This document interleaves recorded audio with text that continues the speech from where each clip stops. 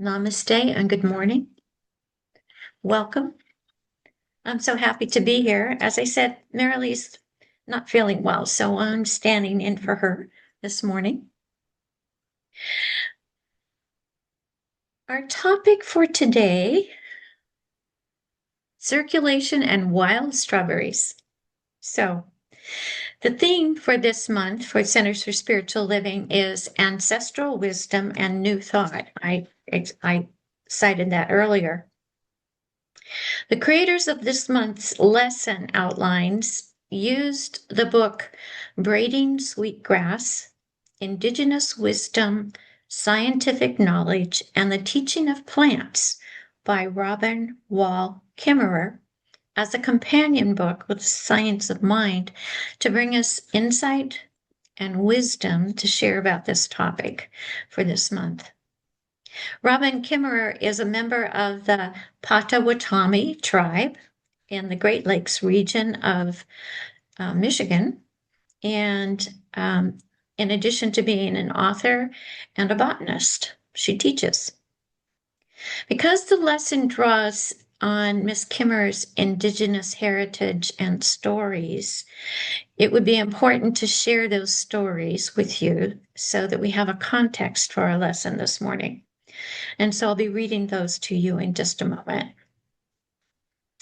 Last week, my lesson was Divine Mind and Maple Sugar. And in that lesson, we looked at how Spirit, the creator of all being, nurtures and sustains its creation. There is no one part of creation that is greater or better than another. Each is important in the balance of Earth. And all the parts working together sustain and support each other and the whole. That was the lesson last week. This week's lesson has an equally intriguing title, as I mentioned, Circulation and Wild Strawberries. Okay, hang on. The marketing teaser from CSL reads, experience the sweetness of giving and receiving at circulation and wild strawberries. This week, we explore the law of circulation and the ever-givingness of the divine, inspired by the indigenous wisdom of the Potawatomi people, as well as Chapter 3 of the Science of Mind. How might your life change if you gave and received as freely as wild strawberries grow? Okay. So as I mentioned earlier, I want to start today's lesson by filling you in on the stories Ms. Kimmerer draws on as a basis for her writing. The first story is about how the North American continent was formed according to Indigenous people's legends. It's pretty interesting. And then we'll look at the gift of strawberries, and they are a gift. Drawing on the wisdom then of these two stories, we'll look at the parallels to our teachings of the science of mind, particularly to the law of circulation and the observation that everything, absolutely everything we receive that is here is a gift.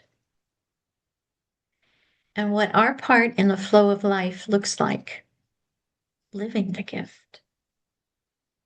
So first, the stories.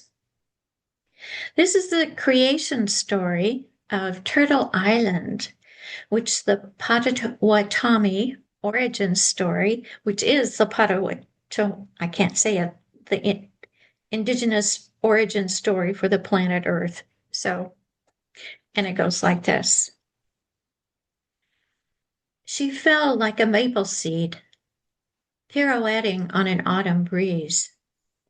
A column of light streamed from a hole in the sky world, marking her path where only darkness had been before.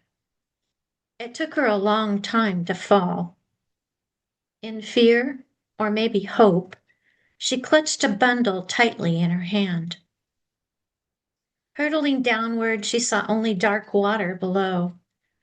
But in that emptiness, there were many eyes gazing up at the sudden shaft of light. They saw there a small object, a mere dust mote in the beam. As it grew closer, they could see that it was a woman, arms outstretched, long black hair billowing behind as she spiraled toward them. The geese nodded at one another and rose together from the water in a wave of goose music. She felt the beat of their wings as they flew beneath to break her fall. Far from the only home she'd ever known, she caught her breath at the warm embrace of soft feathers as they gently carried her downward. And so it began. The geese could not hold the woman above the water for much longer, so they called a council to decide what to do. Resting on their wings, she saw them all gather: loons, otters, swans, beavers, fish of all kinds. A great turtle floated in their midst and offered his back for her to rest upon. Gratefully, she stepped from goose wings onto the dome of his shell. The others understood that she needed land for her home and discussed how they might serve her need. The deep divers among them had heard of mud at the bottom of the water and agreed to go find some. Loon dove first, but the distance was too far, and after a long while he surfaced with nothing to show for his efforts. One by one, the other animals offered to help: otter, beaver, sturgeon. But the depth, the darkness, and the pressures were too great even for the strongest swimmers. They returned gasping for air, with their heads ringing. Some did not return at all. Soon only little Muskrat was left, the weakest diver of all. His small legs flailed as he worked his way downward, and he was gone for a very long time. They waited and waited for him to return, fearing the worst for their relative, and before long a stream of bubbles rose with the small, limp body of the muskrat. He had given his life to aid this helpless human. But the others noticed that his paw was tightly clenched, and when they opened it, there was a small handful of mud. Turtle said, "Here, put it on my back, and I will hold it."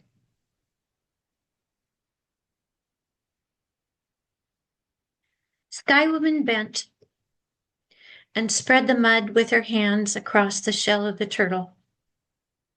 Moved by the extraordinary gifts of the animals, she sang in thanksgiving and then began to dance, her feet caressing the earth. The land grew and grew as she danced her thanks, from the dab of mud on Turtle's back until the whole earth was made. Not by Skywoman alone, but from the alchemy of all the animals' gifts, coupled with deep gratitude.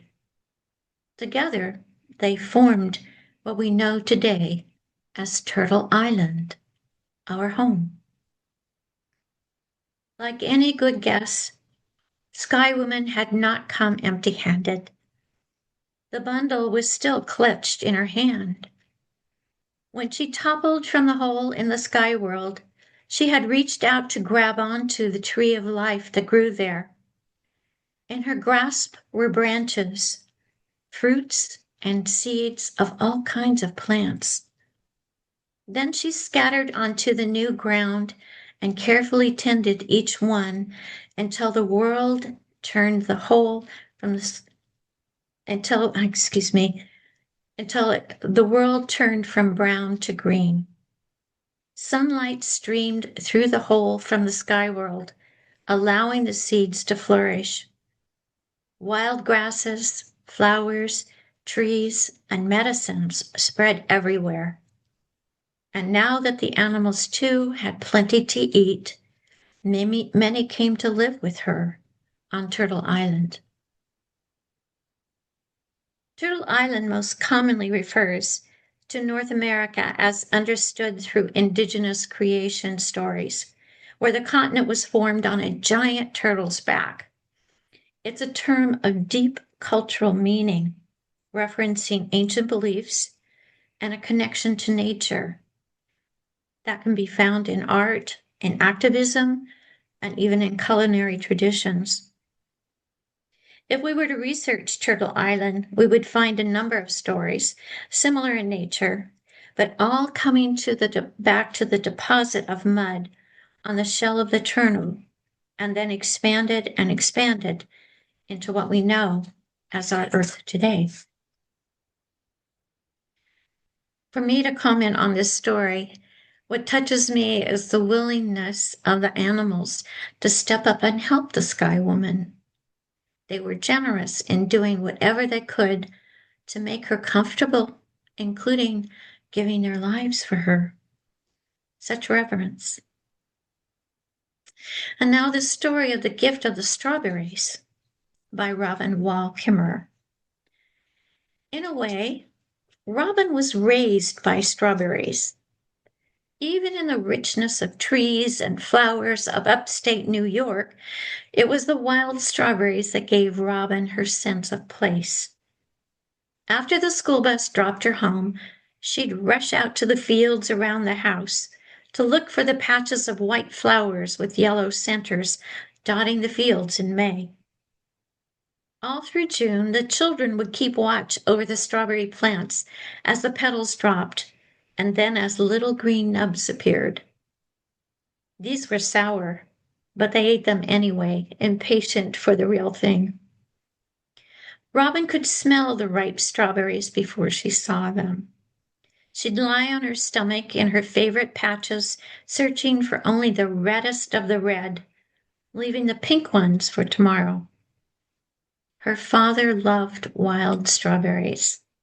So for Father's Day, her mother would almost always make him strawberry shortcake. Mother baked the crusty shortcakes and whipped the heavy cream, but the kids were responsible for gathering the tiny wild berries. Dad thought wild strawberry shortcake was the best present, a gift that could never be bought. In Potawatomi creation stories, strawberries are important. When Sky Woman came to Turtle Island, she carried a beautiful daughter in her womb. This daughter grew on the good green earth, loving and loved by all the other beings. But tragedy befell her when she died, giving birth to her twins, Flint and Sapling. Heartbroken, Sky Woman buried her beloved daughter in the earth. Her final gifts, the most revered gifts, grew from her body. The strawberry rose from her heart. In Potawatomi, the strawberry is Odamin, the heartberry. So our author had a personal experience of wild strawberries and the givingness of the earth. The story she shares shows us the sense of cooperation and support, kindness and generosity expressed by the animals and birds towards the first human to come to them. They supported her and sensed her needs, doing everything in their power to provide what she needed, even at their own expense. She, in turn, shared what she had brought with her, cuttings from trees and shrubs that flourished on Turtle Island, and provided both food and shelter for the animals and birds. And from the story of the wild strawberries, I draw a sense of gratitude and reverence by the Indigenous peoples towards the source of their good, the planet Earth. So using these stories and their underlying meanings, we actually get to our lesson for today.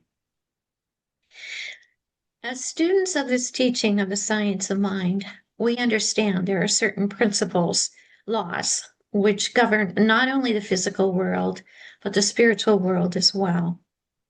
We're all familiar with, for example, the law of gravity, an invisible principle whose effect we see and we feel all the time. The principle of law we're focused on today is, no surprise, the law of circulation. That's the idea that whatever you give into the world will come back to you. Our meditative contemplation this morning was a quote from The Science of Mind at page 440, where Ernest Holmes wrote specifically about the law of circulation. In addition to the quote we've already considered, Dr. Holmes wrote, "Because of the unity underlying all life, no man lives entirely unto himself, but through himself he lives unto the whole, which whole embodies all other lives." Dr. Holmes cites as his source a verse from the book of Matthew in the Christian Bible. In this verse, Jesus was instructing his disciples in how to do their work in the world. The quote reads, "Heal the sick, raise the dead, cleanse those who have leprosy, drive out demons. Freely you have received, freely give." Basic to our teaching of science of mind is the tenet that God has given us every good thing. We live on a fertile planet with soil, air, rain, sunshine, all of which support and nurture we humans, but all of the plant and animal kingdoms as well. No one and nothing is excluded. God is good and very generous. All God asks, if we take the words attributed to Jesus, is that we generously share what we have been given. With that comes the promise, as you give, so shall you receive. Giving freely, whether it's love, kindness, or our resources, sets the law of circulation into motion. Doing so opens us to receive goodness in return. In the stories I read earlier in the lesson, we learned that the Potawatomi people and other indigenous peoples believe giving and receiving are sacred acts. In their culture, Potawatomi people believe that absolutely everything is a gift from the earth, freely and lovingly given. As a result of that belief, they practice and live in what is termed a gift economy. They believe buying or selling strip away the sacredness of the gift when it's sold. They hold the idea that every living thing is a gift from the earth and is only to be shared, not marketed. In the story of Robin Kimmerer's gift of wild strawberry shortcake as her Father's Day gift, we get a sense of how taking the time to wait for the berries to ripen and then offering them as a gift to her father amplified the sweetness of the earth's gift. So contemplate that kind of an economy for a moment, where everything coming from the earth is a sacred gift. I really can't help but compare the feeling of the type of living it would be in comparison to today's world economy. We use the earth's gifts, the timber, oil, water, land, as commodities to be traded, bought, and sold, quite literally stripping away any sense of there being sacred gifts. So, what a contrast Native Americans would have experienced when the first European settlers arrived on the North American continent. It gives me cause to pause. What a different concept, what a different perspective, what a different way of looking at life and at the planet, at the animals, at the earth, and the gifts of the earth. Just take a moment to consider that. So, if we were to take this lesson to heart, what would it look like in our personal lives? What if we chose to step into the flow of spirit and practice giving and receiving on a daily basis? Even make it a spiritual practice. Dr. Holmes wrote, "It is the nature of the universe to give us what we are able to take. It cannot give us more. It has given all. We have not yet accepted the gift." And undoubtedly, we are surrounded by and immersed in a perfect life, a complete, normal, happy, sane, harmonious, and peaceful existence. But only as much of this life as we embody will really be ours to use. Let's contemplate those ideas for just a moment. The universe gives us all. And I think there's a difference between accepting a gift and sharing it as opposed to taking it. Different feeling. The question arises then, what is mine to give? What is mine to give? Is it a kind word? Maybe a listening ear? Maybe a favor for someone who needs it in the moment? And then the question comes, am I open to receiving a gift? Do I graciously accept them, such as compliments, or do I deflect them? Is it possible that I could just say yes? Thank you. Thank you. And lastly, how might my life change if I gave and received freely? And the illustration is as freely as the wild berries grow, because they can. I know many of us grew up in places where there were wild berries growing, and we used to go and grab our fill. Think about the gifts of the planet, the gifts of the earth. How wonderful, how sweet. We are invited then by this lesson and encouraged to consider how we might apply the law of circulation in our individual lives. What comes to mind are some of the items in my garage or in my storage area that I'm not using and that I really could share or even donate to some people who really don't have anything. And they'd be used. And what about the talents or skills that each of us have that we could share with a friend or an acquaintance? You know, sometimes it's just a listening ear or a non-judgmental heart. Maybe it's a recipe you think they might like, or just spending time with them for coffee or maybe lunch, a visit. Maybe you've been inspired, as I often am, by a piece of music that you've heard, maybe by one of our New Thought musicians. You might consider sending a note of thanks to the artist just to let them know how much you appreciated their inspiration to you and what a great gift it was.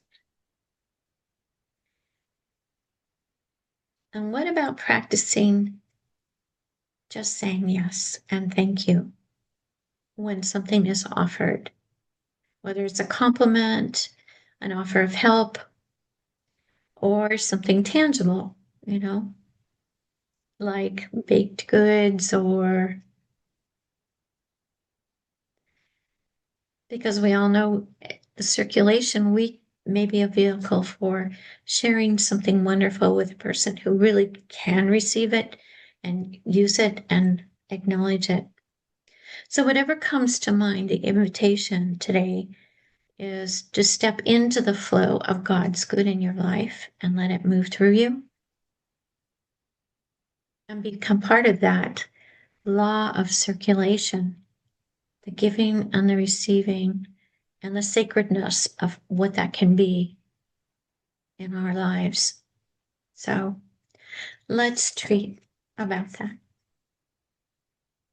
So join me in this knowing. Beloved, we affirm there is one infinite source that has given all of itself into creation.